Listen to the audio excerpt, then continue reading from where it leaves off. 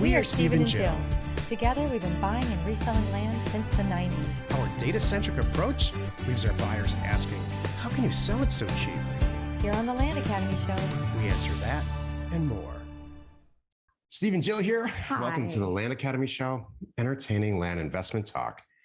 I'm Steve and Jack Butella. And I'm Jill DeWitt, broadcasting from the Valley of the Sun. Today we have member Casey Jewett, who just informed us he's been a member for a year. But for some reason, I thought you were a member for a really long time. It doesn't matter.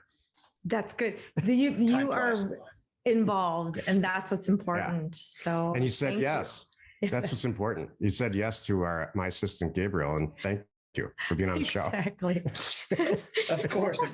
It's hard to say no to you guys. Oh, thank you very much. So, how's Land Academy working out for you? It's well. Initially it's kind of like drinking from a fire hose. Yeah. There's just a lot of information, a lot of moving parts. You have to take it all in stride and take small steps as you move forward, because there's going to be a lot that hits you and a lot that continues things that you maybe thought you knew that you don't know. Right. That's how I would describe Land Academy for myself. Exactly. So what was your, what did you do before this? Like, how are you, there's a certain mindset we pick up on people that get it and then some that don't get it. So what's your background? So I've been in college. My internship was actually as a real estate agent. So I got into real estate in 2005 initially in that regard. It just so happened that where I went to school, they had a new internship, and it was at one of the real estate agencies. And I was like, cool, I can do that. My grandfather was an agent many years ago. So I was like, I'll give it a shot, see what's going on here. And so I became a realtor. They paid for my classes to get my license, and kind of moved through that. So I've been in real estate a long time. I've never done land. It's just not something that I'd ever thought of. I have bought and sold hotels, residential real estate, mobile homes, mobile home parks, all kinds of things. And so I've been in the real estate realm for quite a while. 2008 happened. Market went down. I actually decided I was going to become a fireman. So funny, I said drinking from a fire hose, funny enough. Love it. So I spent 5 years as a fireman, but I also was still doing real estate on the side, just not as much as I was. Fast forward, I don't know, that was 2008. Fast forward 10 years. Started getting more heavily involved in real estate, became a licensed agent again, working as a realtor on the daily. Saw a book, started reading the book, got interested in land. Took a little while to kind of do something. I was just finagling around on YouTube one night, found you all. I don't even remember if it was like a podcast or what, but it was on YouTube.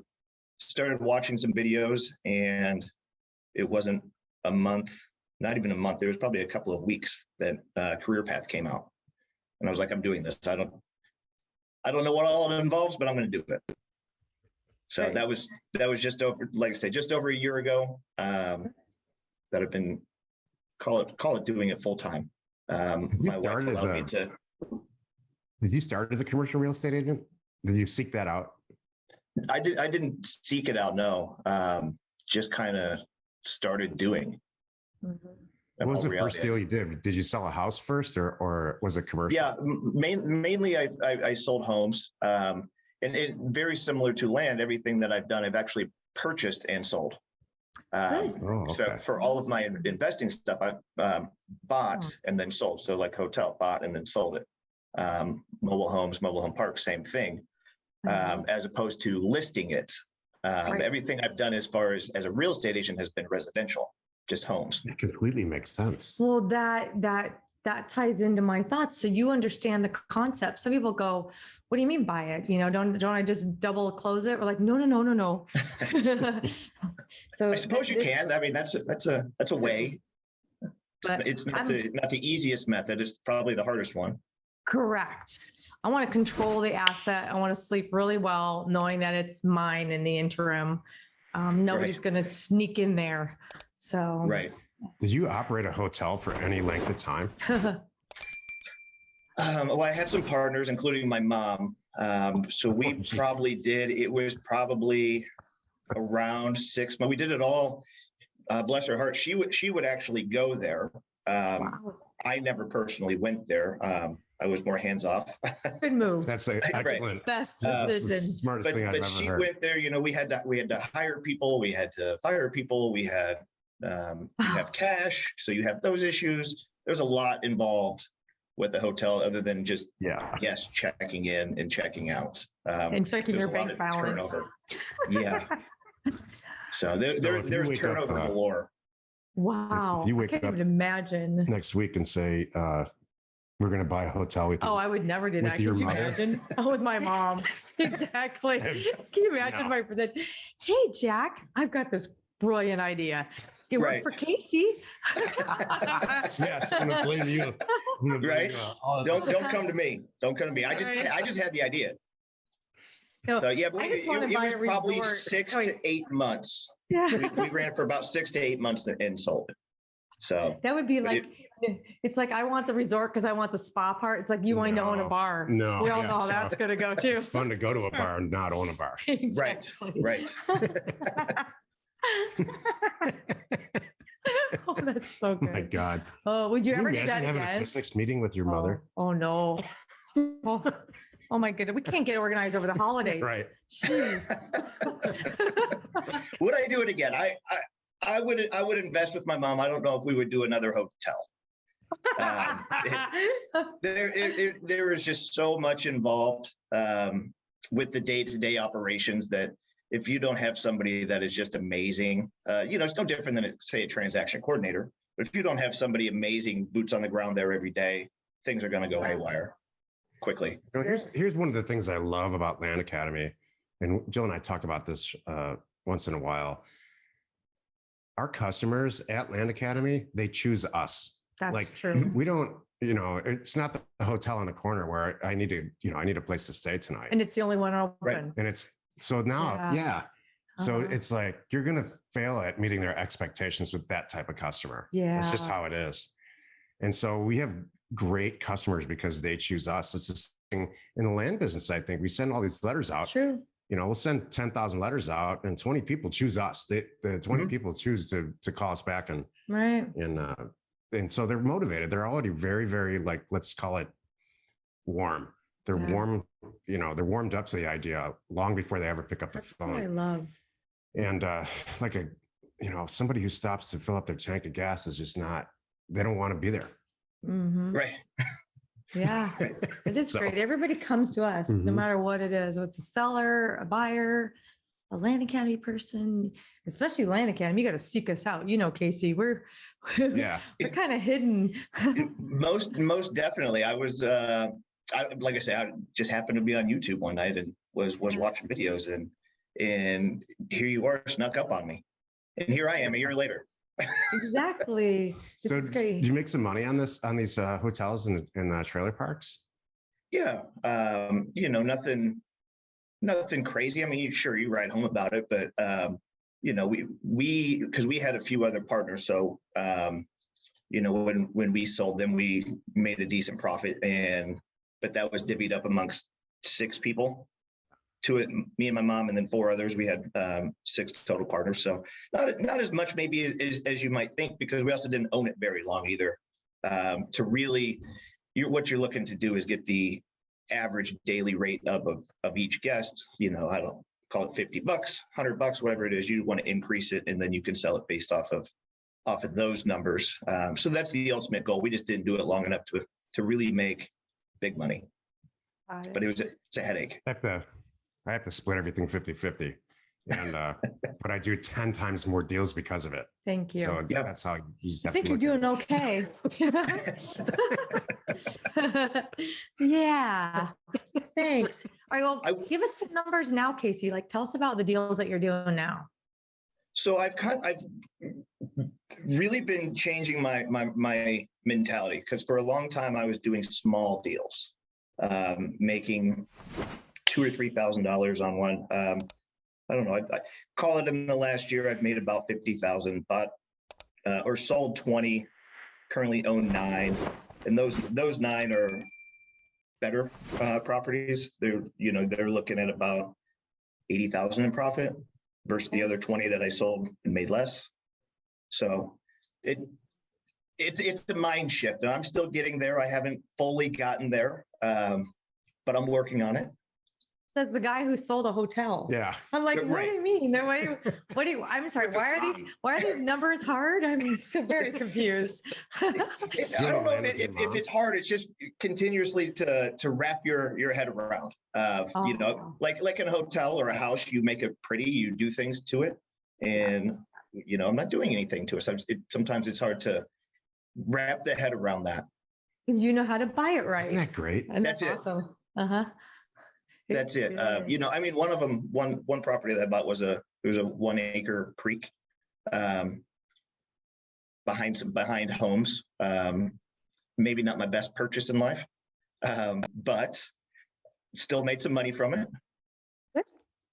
That's it. That's all you got to do, and just keep doing it again. And yeah, and I understand that. I remember the first couple of times I'm like, you just give out a number. That's what this costs. And they say, right, you want me to wire it to you? Because I don't think you want the credit card fees. I'm like, yeah, bank wire would be great. You're like, you're like, this guy's going to fork over 225 right now. This is awesome. Right. And then you get, after like 2 or 3 of those, you're like, this is what we're doing now. Yeah. And now I'm going to do even more. Well, it's also with the bigger deals. It's easier with having a good agent, or an agent on your side to help. For a while I was bogged down with trying to do everything. Because I don't really have a partner in this. I have recently, in the last 3 months, hired a VA, and that has been fantastic to take things off the plate. I wish I would have done it earlier. I know, like in Career Path, you all said do it early, and I didn't necessarily do it early, but I did it. Good. That's so good. All right. So you have 9 in inventory. You think you're going to net about 80K up on each Approximately, one? yeah. Approximately? No, it'll probably be about 80 for all 9 of them, which means I need 9 more of them. Truly. Yep. I mean, that's the ultimate part of it is, if you just sit back and keep waiting on those 9 to sell, maybe it takes a month, maybe it takes 3, maybe it takes 6, I don't know, but you need more inventory. Yep.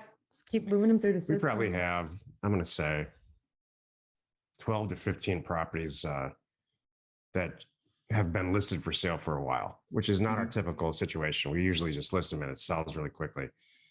To which I say, yeah, I guess we don't want to sell them that bad.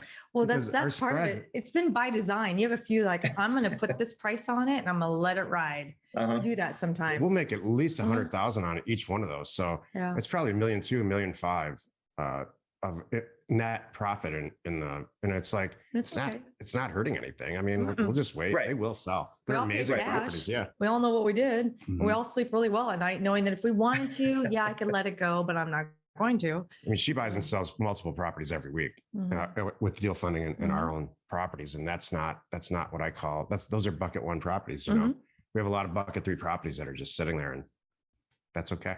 I'm good right. with that. So are you still licensed? I am still licensed. I don't know if that's good or bad. I can say it has been bad. I mean, I have been, because I'm licensed in Missouri, and I buy and sell here in Missouri. Actually, funny enough, the closer I am, the more I seem to buy and sell here. And I don't know why that necessarily is, but just a few counties away is where I do a lot of work. I have been turned in once because I backed out of a contract, and so I got to speak with the real estate commission and the attorney general on that. I didn't do anything wrong, per the contract. I just didn't buy the property. That one was, I couldn't get clear title. It was fully in a flood zone, which was a part of the due diligence. I think what actually happened is the gentleman had tried to sell it a few times Yeah. and was just getting tired of not selling it, because he didn't have nice things initially to say about agents to begin with. So I probably should have known that I was going to go down a rabbit hole, but it's the only time. And it was no big deal because, again, everything was on the up and up, and he knew that I was licensed. It says it on all the materials that I send. So it was just a matter of he was just unhappy. So is it good? Is it bad? I don't know. I have access to the MLS to a degree in the area. Not always where I'm buying, but so that can be helpful in that regard. But it probably at the end of the day maybe hinder more than helps. That's one of the things about being licensed. There's a plate, you create a plate to be turned in. True. Mm-hmm. There's no real place to turn in a land investor. No, it's like who you Right. call. Yeah. Right. Yeah. My license expires this September. I haven't decided if I'm going to do everything I need to keep it going or not. It's on the table both ways. I understand. Back in the day, it was really valuable to be licensed because you had access to the MLS. Right. Mm-hmm. And it's Zillow. I mean, or realtor.com or whatever. Yep. It's so prevalent. Data is so prevalent. So it's becoming less and less attractive to be licensed for what we do. Mm-hmm. Totally. Yeah. The license, the license itself covers not very much of the entire country, obviously. It is a very, very small percentage of it. Of all the real estate that's on there, there's basically zero, truly. So it helps if you're working in your backyard, right? But that's about it. For pricing, how we scrape Zillow and all these sites, we really kind of just pull up these sites and just abuse them, like them to our benefit. It's just kick them in the groin, and you can't do that with local MLS. It's just you just can't do it. There's not the same amount of traffic and all that. So. That's another thing. Yeah. So instead of me asking you what your 5 favorite books are, because I won't do that, or a tip of the week, I won't do that either, because that's not who we are. Or how you're finding marriage. Right. That or that. Like, I want to know, like, what are your goals for this year and next year? Now that you're well over a year just with us. But you've been in real estate for over a decade. So like now you have this, like, what's going to happen? Well, my ultimate goal, one thing is in the beginning, I didn't have a schedule and I didn't know what to do on a daily basis. And that was quite a while, actually, to the point of you just kind of sit there and you're like, what do I do now? And you spend an hour figuring out what you're going to do for the next half hour. And you wasted an hour and a half just in that time, because then you got to do it again once you complete the task. So my big thing was I'm putting some systems in place of what am I going to do on a daily basis, and I have that all sorted out from the time I wake up to the time I go to bed, and it changes. Yeah. My son plays travel baseball, so we get busy with that, but so it changed a little bit. But the schedule is there to know what's supposed to happen. So I'm not wasting time on each day of what is going to go on. But so for me, what I'd like to do is I would like to see my numbers triple to quadruple. Part of what I haven't maybe used to my benefit is funding, which I should do, because I have tied up quite a bit of personal funds into properties that I've been acquiring and selling. So that's something that I definitely want to get involved with more. 50% of anything is a lot more than 100% of nothing. Exactly. Right. So when we talk about the numbers jumping, adding a zero, maybe two, I don't know, it just depends. That's the way to do it. But that's what I'd like to see. I'd like to see my numbers jump from where they are 50,000 to 150 to 200,000, somewhere in that line, and I would be relatively happy. Could I do more? Probably. Kind of like you, Steve. I'm kind of a serial entrepreneur a little bit. In the last 3 months, I also started a pressure washing company. I don't necessarily do the washing, but it's not crazy hard to market and find people who are looking for that service. There's people looking to do things and that he jumps. Right. But that's what I'd really like to see. Like I say, these systems getting put in place, having the VA to take things off of my plate, because for a long time I was doing the majority of the due diligence that I now just send her APN county state, and she brings me back an Excel sheet of all the information that's in there so I don't have to do that. I can just kind of scroll through it, make a quick decision, yes or no, based on what's in there. The 6A's are definitely in there. So those are top of list on there. Make it real easy. And just because it doesn't pass those doesn't mean it's not something that I'll look into. But that's just a quick, easy, down and dirty. Is it a good deal? Is it not a good deal? That's your phase one, I call it, your phase one deal. And then you're like, all right, now I'm going to go to phase two and see, do I really want to buy this? Now my 20 is down to 5. Right. I can spend the time on the 5. So that's really good. Well, it seems like you do a good job of naturally being up here. Yeah. So, and a lot of people can't. It's hard for get a lot there. of people. And, and especially to really think about another company on the side, that's a big mental commitment. And it's probably actually one of the really great, because if you're busy over there, you're going to be forced to make really good decisions over here. And you're going to be forced to not sell your own property and forced to just start mailing those higher numbers and getting them in and giving them to a broker. I'm sure you have people, even though you're going to say, hey, Bob, I know I can do this myself, but I don't have time. And you and I don't want to. And we go way back. So guess what? You're now my broker.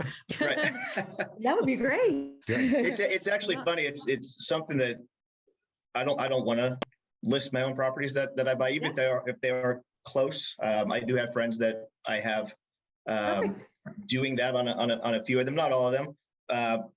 But on the sales side, that is a real time suck. It is. People calling, talking. No fun. Kicking the tires mainly. So it's a lot easier to let somebody else field those calls and feel them out. Exactly. Yeah. I've generally decided at this age that I just don't want to do stuff that I don't want to do. Oh gosh. Yeah. That goes down to about everything, including laundry. Don't not even ask. I've spent a lot of years doing stuff I don't want to do, and that part of my life's over. Yep. I understand that. Yeah. We may or may not have been talking about that It all today. started because our third and final child just graduated from high school, and I said, that's it. Yeah. I'm done, including laundry. I know that. I've done a lot of loads of laundry in my life, and I've done my last load. Hey, there's people that love laundry. Yes. People out there that love to do the laundry. Let them do it. That's right. And we're going to pay them, happily pay it forward and pay them. And that's right. That's just fine. I don't expect her to do anything. That's the thing too. Right. It's when I say me, I mean we. Like, right. We're not going to do anything. Yeah. It's so funny. So are you in Discord? Are you real vocal on there? What's your favorite tool like within Landicam, and how do you communicate with people? I am on Discord. There are times that I pause it a little bit because sometimes it can get going and there's quite a bit going on. I wear an Apple Watch, so sometimes it buzzes quite a bit and I need to put on Do Not Disturb. But I love getting on there. I don't necessarily respond the most. I do here and there. Definitely, if I see somebody's posted something and nobody's responded, I definitely try to jump on those ones. But I definitely read them. That's an invaluable tool of a wealth of information. And that's a spot that I start, that if I need information, that I will type in the search bar and see if the answer is there, or, if somebody else has questioned it previously. So that's something that I definitely use quite a bit of in that regard. The main tool that I use is NeighborScoop. I use it all the time. I'd probably be literally lost without it. Same here. I mean, it's so much information on there, and it's just easy to find the property. I don't have to go to the county website, figure out their GIS map and do all that. I can just plug it into one place. That's open on my browser every single day. I use 3 screens, and that's one of the screens. Perfect. Yep. That's awesome. Same thing. Same here. Yeah. It's always open. Love it. Another big tool, actually, I use quite a bit is Loom to make videos for my VA. Oh yeah. Good. Here's how to do it, and it's fantastic, because then you can save them in a file, and they're there for anybody else that comes on board. So we do the same thing. Yeah. So I know there's different products out there for that sort of thing, but I use it. It works pretty well. So. Casey, it was a pleasure talking to you. I'm glad Land Academy is working out for you, and thanks for agreeing to meet with us today. Oh, Of course. should begin in a year, because I want to know how these numbers that you're talking about today, how they pan out, and I want to know if you renew your license in the fall. Yeah. So I want to know that too. I think I know what's going to happen, but I'm just going to let Casey figure it out. I think I know too. There have been times that I have talked to my wife about, should I just give it back? Because you can give it back. So I've thought about it. Exactly. Mail it in and see ya. Does your state have what inactive status? Yeah, there's different statuses. So you have active, which you're gonna be selling, or even if you just aren't, you keep it. A lot of people keep it inactive. There's inactive, but you still, since you're licensed, still have to document that on everything. And then there's referral status as well, where you don't actually help anybody buy or sell, but you just send referrals to other agents and make a referral fee that way. That's good. Yeah. That might work. Yeah, referral status. It's still better if the only place it can call is a Better Business Bureau. Then good luck with that one.